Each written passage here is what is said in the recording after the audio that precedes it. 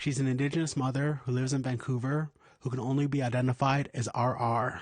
Her 4 children were in the care of Vancouver Aboriginal Child and Family Services Society between 2016 and 2019. In 2017, she filed a BC human rights complaint against the society. It stated that the society's decision to remove and restrict her access to her children was based on stereotypes and prejudice. This week, the BC Human Rights Tribunal agreed, awarding her $150,000 in damages. West Coast Leaf is a nonprofit organization that provided assistance in the case.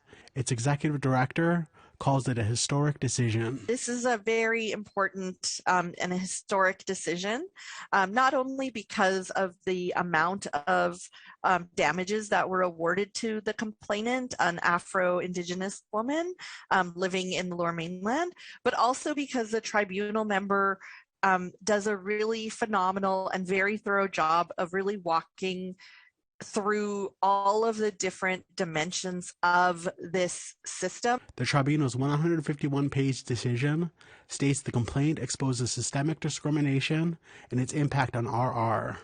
Tribunal member Devin Cosno wrote, "I find that VAC-FSS discriminated against RR.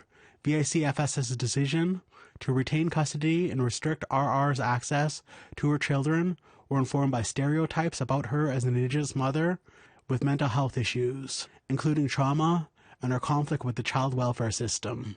Because of RR's indigeneity and trauma, she had a heightened need to be empowered and included in the decision respecting her children, to have complete, ongoing, and accurate information about their well-being.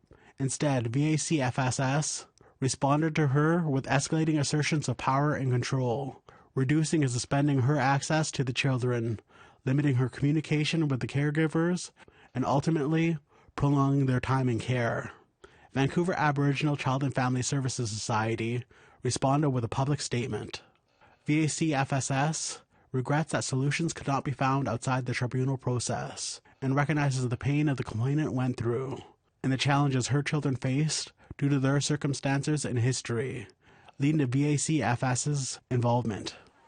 West Coast Leaf says the case highlights the need for systemic change in the child welfare system and points out the disproportionate amount of Indigenous kids in care in British Columbia. I think it's really important to understand these systemic dimensions because this is not just the experience of one woman navigating the system. This is why we have in BC, I think almost 67% of the children in government care are Indigenous, despite Indigenous kids only being 10% of BC's child population.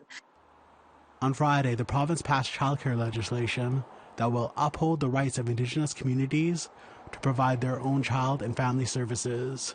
Lee Wilson, APTN National News, Kitimat.